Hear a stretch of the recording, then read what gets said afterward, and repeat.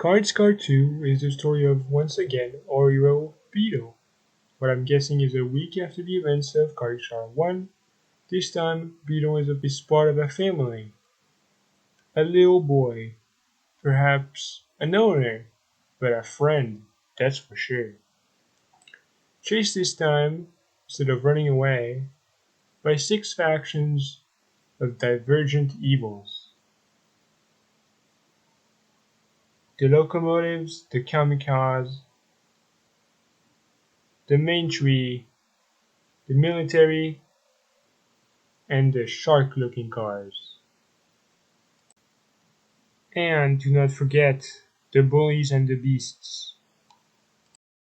So, beginning by the grown adults cars, we have Slasher, the wheat harvester. Is that what it is? We have Archiver, the rolling car, like that JoJo meme, the road roller. And then we have a Chomper, a claw construction loader or something. Then within the military, we have Matt, a military jeep, Alligator, V1, an APC of some sort, and Tank Combinator, a tank, basically a beige tank, like the beige camo tank. Then we got the locomotives faction. We got, of course, Loco Machine. He's alone for now. Then in the Bully and the Beast section, we got Bully, of course, a reoccurring character from the last one. And Beast, his older species brother. Then in the shark-like cars, we got Striders, and then Sharks, their older brother. And then for the kamikazes, we got Bomber, again. It's not as singular like bosses, it's a species, like alligators, mats, bullies. And then for the last thing I didn't talk about, the faction list, which contains Buster. Okay, so other than the evil cars, the backgrounds, remember, are people-sized, human-sized, and not toy-sized. We're just really small, the rest is human-sized. So yeah, still no civilian cars, still more of those hungry, carnivalistic cars, of course, and that's pretty much it. Now, last time we talked about animals that were still alive. We said bald eagles, and this time I'd like to announce astronaut sheeps being alive. So that means that sheeps are a thing. Now, other than that, we see in the sky, we see what looks like Chuck from Angry Birds on a hot air balloon. We see a communication-less satellite and a dead astronaut toy. And then, because later on this franchise goes into space, we see UFOs with eyes, and when you kill them, you see that they're just a brain.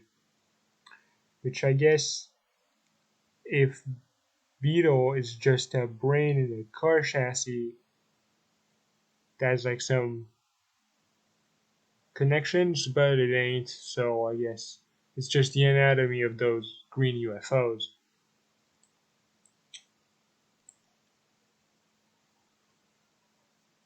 Now, the locations we see this time, it's not multiple states, it's just Texas.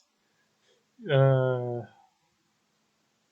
it's Texas. We pass by a desert that is in the foreground of a city, which is now this ruined city. And then after that, we get to the ruined city, which has the car crash arena. But we only visit that in the post game, so we're not going to talk about it yet. Then we pass Dallas and go to Car Crashers, which is this junkyard. Then we go in the mountains, and then we go to the military base.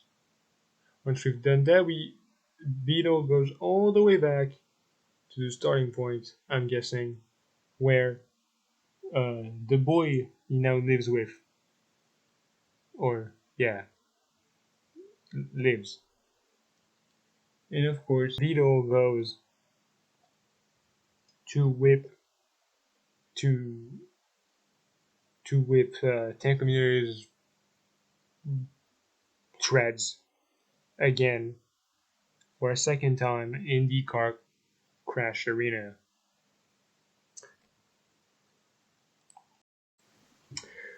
And the only explanation I have for those low levels evil cars to come back is probably just like bullies to come back is because evil stands together, I guess.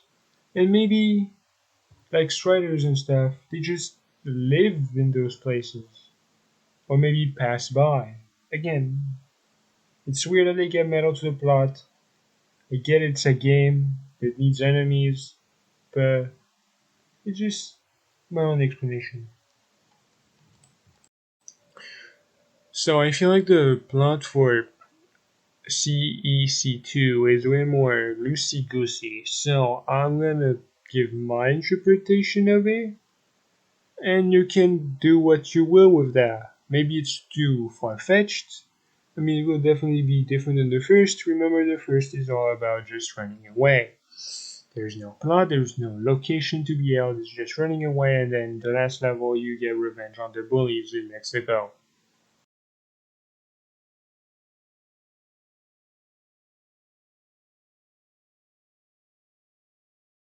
The group of adults with their toy cars, they're probably in their early 30s, and their toy cars are way scarier than Beetle. So at night, Beetle goes to check out around this abandoned Texas city. I don't know why. I never understood why he just leaves the comfort of home. But anyways, and then of course he gets ambushed and chased by Slasher, Archiver, and Chomper. Then proceeds a voyage to escape, upgrade, and kill until the plot changes. Because yes, the plot, as I seem to get, I still don't get all the details like why he left his house and everything. But after you get chased by Slasher, Archiver, and Chomper, which I'm now going to refer to as SAC, the first three letters, you could just go home. The moment you kill them, nobody's going to repair them. You can just go home. But weirdly enough, he doesn't. So my explanation is simple. Until the plot changes, because they weren't the true antagonists. In my implyness that the Mats, the military chiefs, were sent by Tank Communicator, so like to spy on him or whatever. Or maybe like in the first when you take too long, more bullies arrive. But that's not a set timer, you don't get penalized. Here if you take too long, alligator shows up. And I'm like, why would alligator shows up? Unless Tank Combinator has his eyes on you with the mats. So once Beetle figured the military was spying on him, I had written down following, but spying is better, I guess. He decided to pay them a visit after getting ambushed in the mountains. Because, yeah, like I said in my playthrough, the mountains don't have any new characters. They just have local machine, just being there a loner, a lone wolf, and there's cages literally where you spawn. Technically, spawn is the right word, since you drive to one point to another. So it would be arrive. So that would mean Beetle turns his engine off right under cages and then starts himself again. So after getting ambushed in the mountains, um, he arrives at the prototype Golden Blaster. He gets it, And now, like in the ending of the first, he gets his revenge. He kills. He isn't scared anymore. He isn't worried, I should say. Um, yeah, I just write that he takes his revenge, kills the Terminator. Then once that's done, he takes the path back, since I'm guessing again that his house is on the starting point. That he's fully upgraded to arrive just in time, because by the time he went to the military base and came back, the entire night had ran out. So he comes back to the boy. The boy brings him to the meeting or whatever, and shows off that he beat up Sack. And my reasoning for why they shoot up all the way in the military base was because since they're grown adults, they don't sleep.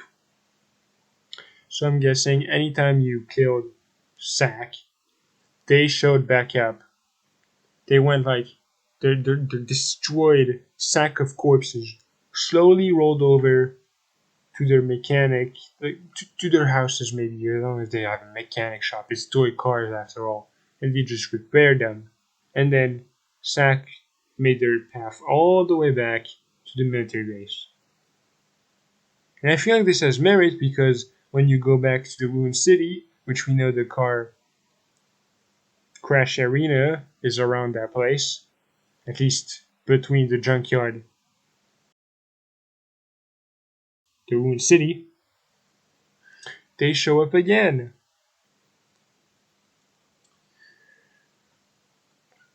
So see you next episode for not Twisted Dream, and we'll see how that does.